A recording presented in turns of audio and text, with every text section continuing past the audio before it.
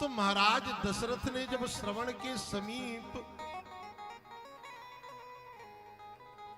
श्वेत केशों को देखा तो बोध हुआ कि अब हमें आध्यात्मिक उन्नति की ओर अग्रसर होना चाहिए, अब भजन में लगना चाहिए। सभा में बैठे हुए सभी सभासदों से, मंत्री जनों से महाराज दशरथ ने कहा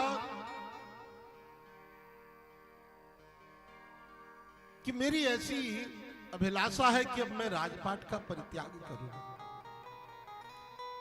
अयोध्या के राज सिंहासन पर अब किसी युवराज को अभिषिक्त करूं। आप सबके मत में मेरे 4 पुत्रों में कौन ऐसा पुत्र है जो इस अयोध्या के राजपद में बैठने के योग्य है? मेरी दृष्टि में तो श्रेष्ठ राम है,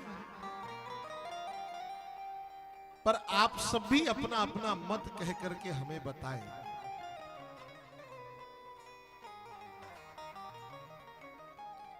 सभी मंत्री जनों ने, सभासदों ने कहा महाराज आपने जो सोचा है सर्वथा यह उचित है। राम हर प्रकार से सुयोग्य हैं और हम सब भी चाहते हैं कि राम राजा बने। महाराज दशरथ ने सभी सभासदों का, मंत्री जनों का मन भापा, पर स्वतंत्र नहीं है। गुरुदेव के पास पहुंचे और गुरु चरणों में जाकर कहा कि गुरुदेव मेरे मन में यह अभिलाषा है कि अब अयोध्या का राजपद किसी और के हाथ में दिया जाए। वशिष्ठ जी ने कहा राजन बहुत सुंदर सोचा है तुमने, किसे देना चाहते हो? तो कहा राम अयोध्या के राजपद में बैठने के योग्य हैं, अधिकारी हैं, पर कृपा करके आप मुहूर्त का शोधन करें और यह बतावें कि किस तिथि पर किस समय राम का राज्याभिषेक है।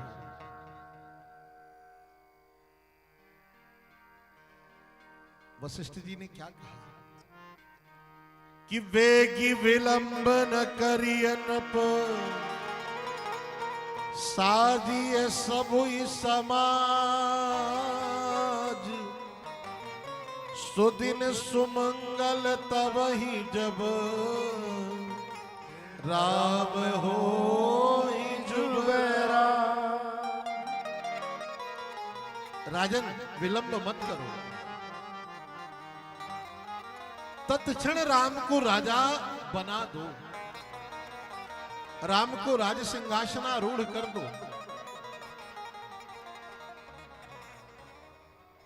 वेग विलंब न करिए। देखो मानो गुरुदेव कहना चाहते हैं कि जो कल करना है वह आज कर लिया जाए,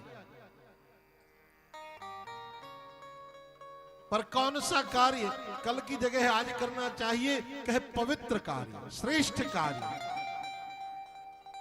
धर्म कार्य। और कल पर किसे छोड़ना चाहिए? कहे कल पर विवाद को छोड़ना चाहिए। मान लो किसी से आपका लड़ने का मन है, अब लड़ने का मन है और मन में विचार कर लो कि चलो कल लड़ेंगे, तो हो सकता है कल तक गुस्सा शांत हो जाए, क्रोध संयमित हो जाए, फिर झगड़ा हो ही ना। प्रेम से बोलो जय श्री राम। पर श्रेष्ठ कार्य को, पवित्र कार्य को आज ही करना चाहिए, उसे कल पर नहीं छोड़ना चाहिए। इसलिए तो गुरुदेव कह रहे हैं कि वेग विलंब न करिए नृप साजिए सकल समाज,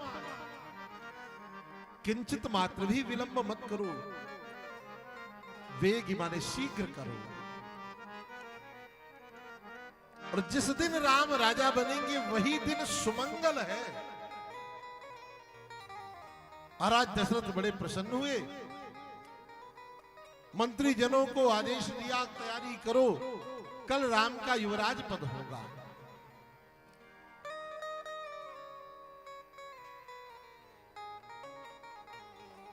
अब तो अयोध्या में चारों तरफ प्रसन्नता की लहर दौड़ गई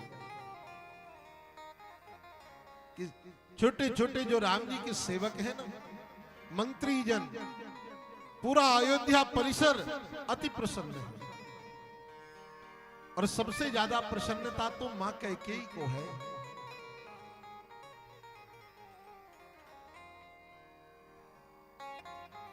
कि राम राजा बनेगा, क्योंकि ये कैकेयी जो है ना, ये रोज कहा करती थी महाराज दशरथ से, जब से ब्याह होके आया, कब तक बुढ़ापे को ढोते रहोगे, राम को राजा बना दो ना। और आज पूरी अयोध्या प्रसन्न है कि हमारे